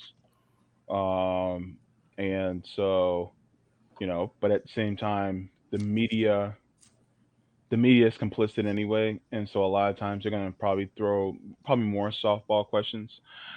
I honestly think they should have more adversarial media to Yeah. go after them, because if they can't take the heat, and they need to get out, because truth be told, uh, the media, a media, you know, is supposed to be there to be adversarial, to get questions for the American people, to hold their feet to the fire. And if you notice, there's a lot of foreign media. They'll go even harder than our own. And so we need to have something like that. And uh, I think this is one of the reasons why independent media needs to grow. And this is one of the reasons why I'm happy that more people are supporting independent media. What's that? What's your thoughts, Ron? You got anything you want to add? Shit, man. I just wanted to say I hope Jeff Bezos don't have a big trip home. But yeah, man. Like JB was saying, I want to talk about independent news and shit like that, cause yeah, man, like you're gonna feel the iron fist on you, like when you out here you preaching the truth, no matter what it is. Like these people is really gonna be against you. Like if you were, no matter how big or small you are, you know what I'm saying, they are against you, man. And if you was to get too big, you know, they're gonna try to silence you. So that's why it's important for not just to support, independent news, but support that local activists in your neighborhood. Support, you know what I'm saying, people that's going out and speaking up for injustice and civil rights. Because man, it's gonna get tougher and tougher with all these laws that they're passing. It's bad enough we still didn't repeal the Patriot Act. I don't see that ever happening. You know what I'm saying? Like, come on, man. We really, like I said, we all we got, nigga. We all we got, and yeah, we gonna have to really take advantage of this, and really grow relationships in certain communities, in different communities, in order to get anything done for each other, or try to grow some power, or try to make it look like we know what the fuck we doing at least.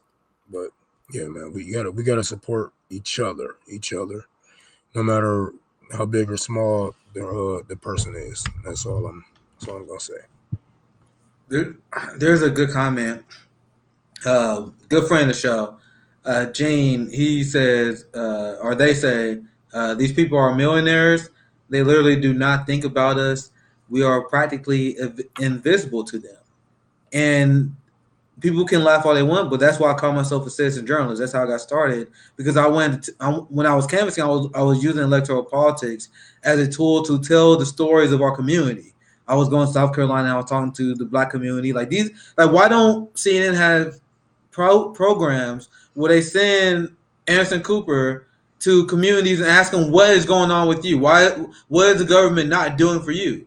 They never run those segments. They bring on a CIA former officer, ask him what's going on in politics. They bring on the CEO of Wells Fargo. They'll bring on a weapon manufacturer. They actually bring on mercenaries, legit. What's the lady who was Trump? Betsy DeVos. Her brother was a mercenary for Blackwater, and then Fox News invited him on. And bro, this guy is responsible for crimes against humanity, and the media will have him on. And they don't talk to real people. They're talking to the ops of these complexes. When I say complexes, I mean the prison industrial complex, the military industrial complex, the Wall Street complex. So it's not when you watch CNN, MSNBC, and now even progressive media like TYT, and even Majority Report, and look at the people they have on. The same people. They gotta have Ivy League education. Ivy League education for the most part is trash, because when you go to Harvard, that means you just master propaganda. And there are exceptions to that rule, but a Harvard degree means you just really well trained in Western propaganda. That's why Harvard is filled with Zionists. You had Dr. Cornel West, who couldn't get tenure because he was standing for the Palestinian people. So those are Ivy League education. It does not mean you're smart. It means you kowtow and you actually good at repeating propaganda. Once again, there are some exceptions, but that's generally the rule. This is where all the ruling class assholes come from. Matt Gaetz come from Ivy League. You think Matt Gaetz is smart? Like, you think Matt Gaetz is a smart person? How did he get Ivy League? Donald Trump was Ivy League. You think Donald Trump is smart? Like, get real. It's a class war waged by the media. When you see the media back up Joe Biden, when you see the media goes against stimulus checks, you had the media that were running propaganda against $2,000 stimulus checks. That's a class war waged by the media because the media come from upper class not even academia, but upper class in general. Like Rome said, they come from generational wealth. So when they repeat the news, they repeat the news from a class conscious basis. And when I say class conscious, I mean from the ruling class fighting against the working class. Because I tell people all the time, they class conscious. You need to start being class consciousness. Like, they waging a war. We need to start waging a class war. Like, we don't stand a chance because we can't even defend ourselves because y'all don't even know there's a class war. You guys are fighting for Joe Biden. You guys are in relationships for Joe Biden. You don't even know there's a class war. That's why we have our show. And now we got 10 minutes in. I'll wrap up here. And you guys get your final thoughts based on what I said or whatever. But I'll pass it to you guys for one and give you guys your final thoughts. We can wrap up on this live stream. I appreciate everyone for the support. A lot of people have been asking about how you support. And I've been just telling people, support Rome on Tour de Poor. If you have a favorite show, like if you like Nerdologist, if you like Jackie's show, support Jackie.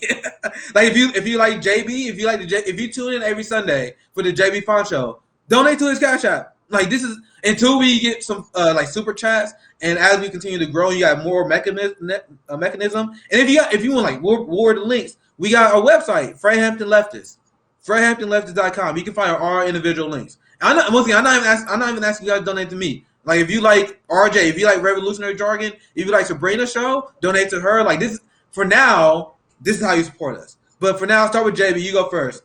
I'll give you a final word and anything you want to plug before you wrap up here. Yeah. So,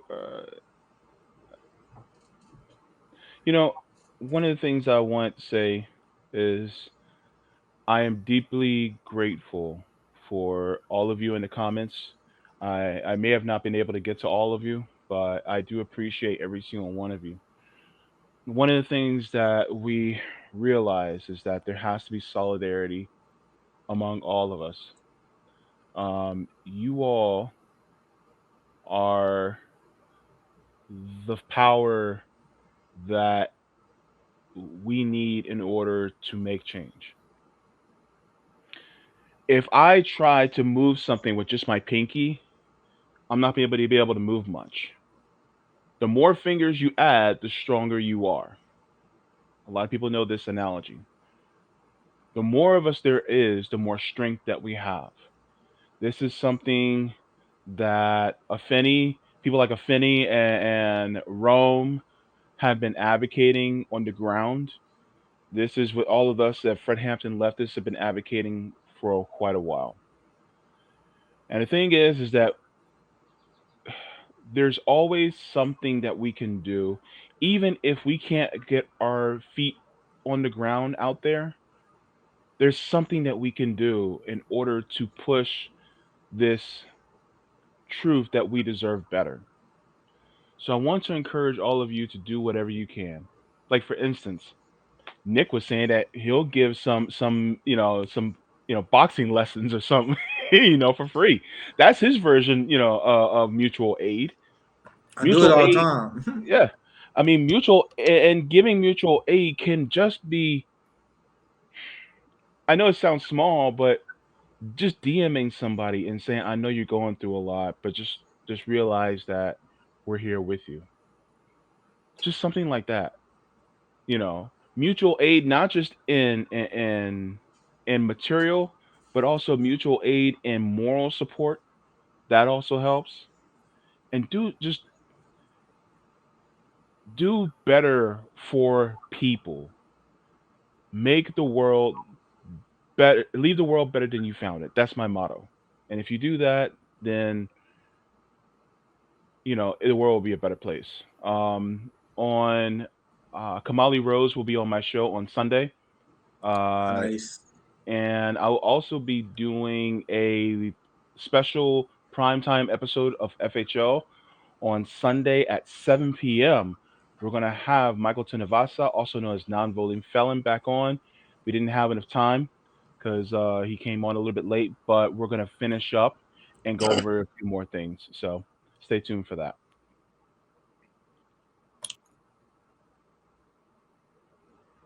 Sabby, you got anything? Oh, Oh yeah, just sorry. Pat. I about to say I know people was asking. I was muted, but I know some people were asking about Rockin'. I saw you mention that you was on Rockin', Sabrina. Just so I want you to talk about that a little bit. And I know you had a great interview with Nico. Like plug wherever you want and where people can find you. Yep, definitely. So you can find me on Rockfin, Sabby Sabs. It's the same name as my YouTube channel. I highly recommend if you're not on Rockfin to subscribe and join because we have more freedom of what we can say on Rockfin versus YouTube. Rockfin doesn't pull my videos. And then other than that, I am going to start uploading videos to FHL, hopefully Saturday. I do have to get my second vaccine tomorrow. So I'm, I'm hoping I'm okay after that and can get that going. But other than that, definitely check out the video I did with Nico yesterday. That interview on my channel, Sabby Sabs, that was pretty lit. So check that out. All right, awesome. Like I said, I've been one of the best ways you can support us because we are not just a network. We want to focus on mutual aid and helping our community, and that's what our friend Rome. That's his focus. So when you ask me like, how can I support you? Like you should be on Rofkin, Super Chats. Like we know we're working on it, but for now, like support Rome's mutual aid effort. Tell them a little more about that, Rome. Where can they support you, and what are you doing over the next week or so? Shit. I'll be in Seattle on the 1st, but the event is gonna be on the 4th. I'll be downtown Seattle, just passing out clothes, food, whatever I can to help people. Probably gonna be giving a speech. Hopefully, if everything goes right, I'm gonna be doing 2 locations in that city, and if I can get some money right, hopefully I can hit DC. Then I'm gonna be doing North Cal to South Cal to New Mexico. And if you want to contribute, like I got a website that's coming up where you can find me, track me down, probably at a fucking like literally probably track me down as long as I'm outside. But you can come and help me and stuff like that. And you can donate to my PayPal, Cash App, Venmo, whatever, or if you can meet me in person and give me clothes, food, whatever, that'll be fucking way better because spending all this money is gonna be a bitch on my taxes. That's why I'm probably not even gonna file this year, but fuck it. So once again, I want to thank you guys for watching. As for me, like I said, check out my video with CJ. In our panel we had this Tuesday. I usually like to have Black Leftist Roundtable for Black Liberation Politics. For now, we will have my good friend Savion. He's really good at Black history. So hopefully we'll be discussing the history of our revolutionary leaders. And also I will be joined by another powerful comrade, Black Bernie Babe. And one of my focuses, I want to platform as much as many Black female leftists as possible. I love that. Like once again, we have Finny on. We're gonna have her as a regular guest pretty often. You just see her a lot more of her. And once again, the point of FHL is like I want to share. Like I've been blessed with a platform, so I want to spread it to as many Black leftists as possible. That's what we want to do here. So continue to help us grow, so we can help the Black left grow. That's what we want to do. Anyway, this is Nick, Social Cinema. We upload every day. Revolutionary Jargon with RJ will be tomorrow. So check us out and keep our eye out for the inbox. This is Hampton Leftist. James, you can sign us out. Take care, everybody.